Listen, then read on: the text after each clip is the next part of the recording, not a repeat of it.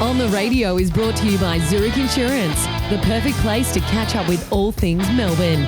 If you enjoy this content and want more inside access from the team, make sure you visit the club website. Welcome back to the program. Always great to have your company for Dwayne's World, and always great to have a chat to the NAB Rising Star each week. It's been a lot of fun being able to have a chat to the winner of the weekly award, and it is great to have a chat again to the winner of the Rising Star Award in total this year, Luke Jackson, who really dominated the voting come the end of it. Luke, congratulations. Great to have you on, and well done. Cheers, guys. Thanks for having me. It's a delight to watch you play at the moment. I think everybody gets a smile on their face the way you go about it, the way you play. It's a fun game when you're playing it like you're playing it. Yeah, definitely. I think for me, I'm just really loving my footy right now. The more games I play, the more fun I have. So just taking it all in right now and, just having a heap of fun while doing it.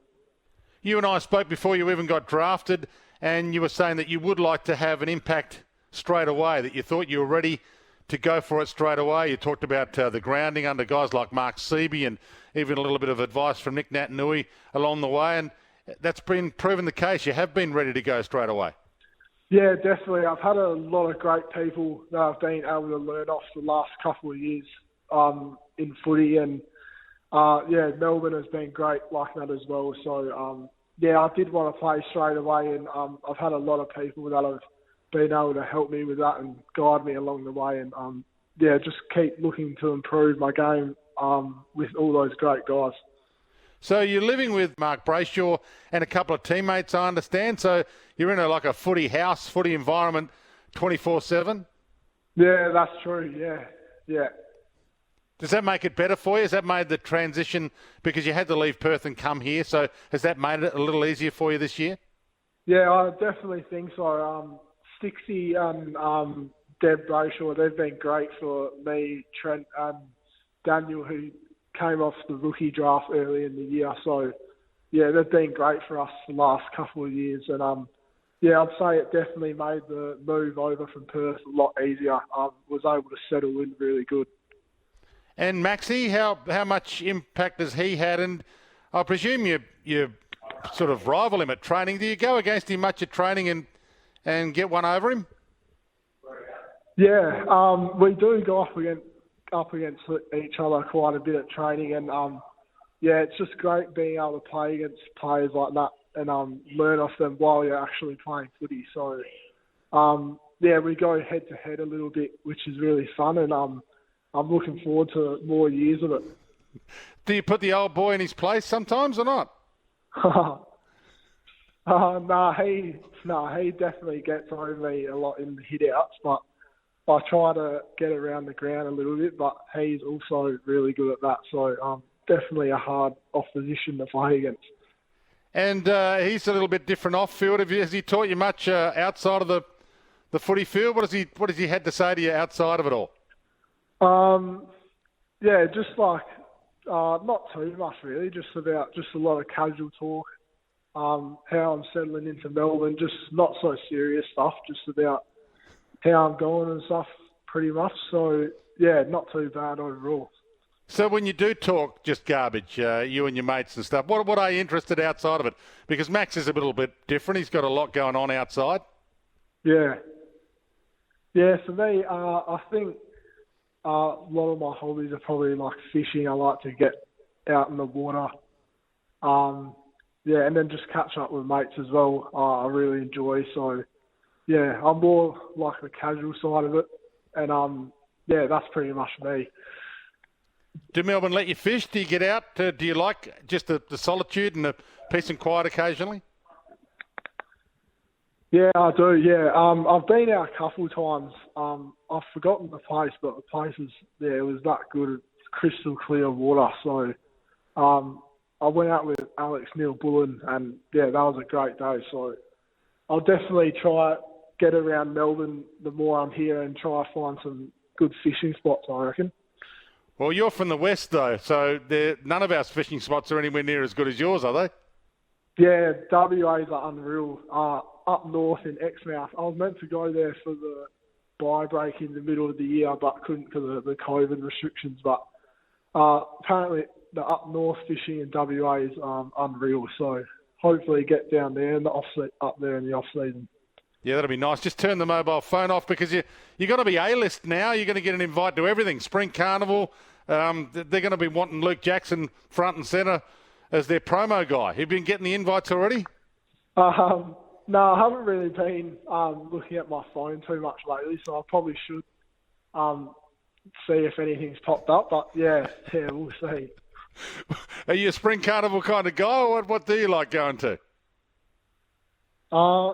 Yeah, I'd probably say I'm not probably not a Spring Carnival kind of guy, I reckon. I'm kind of just the chilled back kind of guy, so yeah.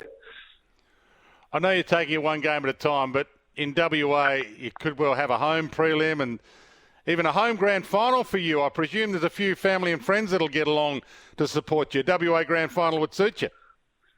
Yeah, that would be unreal to be able to play those big games in front of family and friends. So, yeah, hopefully it could plan out that way and, just be a dream come true, really, to be able to play footy in front of all my family and close friends. So we'll see what happens.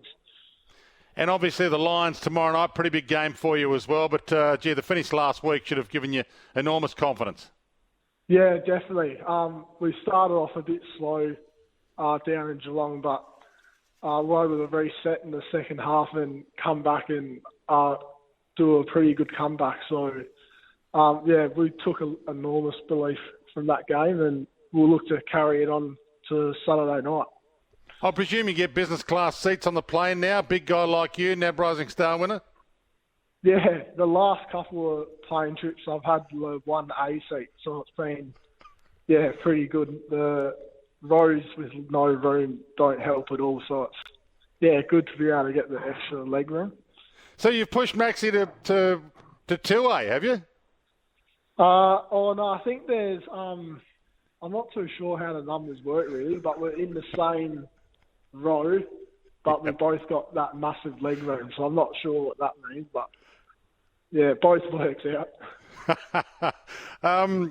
You allowed to play basketball anymore? Have you just given that up completely, given that you were a junior Australian rep, but some teams don't like their players playing basketball off season?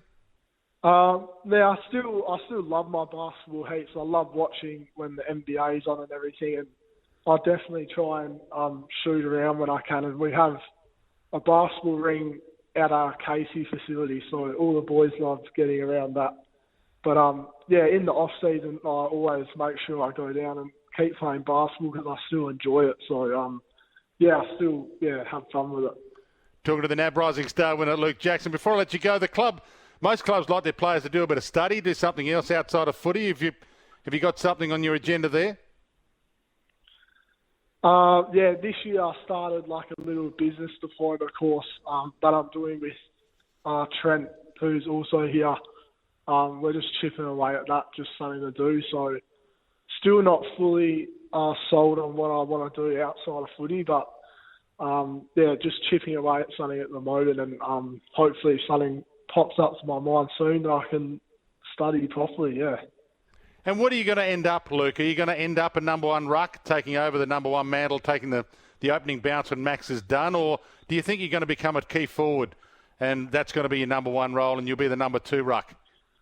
I'm not really too sure, to be honest. I think in my juniors I was more of a ruckman, and I think that side of my game comes really natural to me. So I love being around the ball and playing in the ruck a lot, but I'm beginning to love forward the more I play it here. So I think in the future I would love to keep switching between the ruck and the forward role, but I guess we'll see what happens.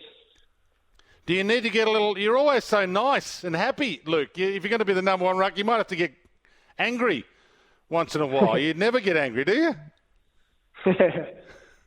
No, I'm not really. Yeah, I'm not really kind of an angry person. So, no, I'll let Maxie have it for as long as he wants, I reckon.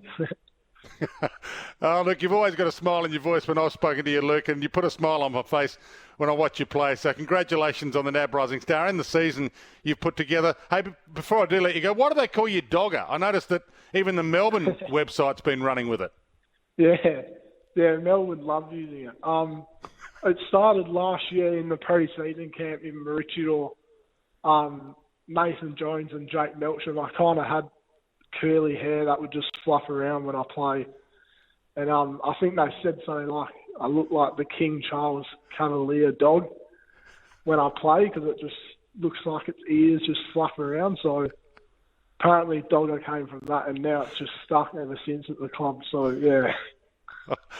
I love it. The mullet's staying, isn't it? That'll stay for a while. Yeah, that'll probably stay for a bit, yeah.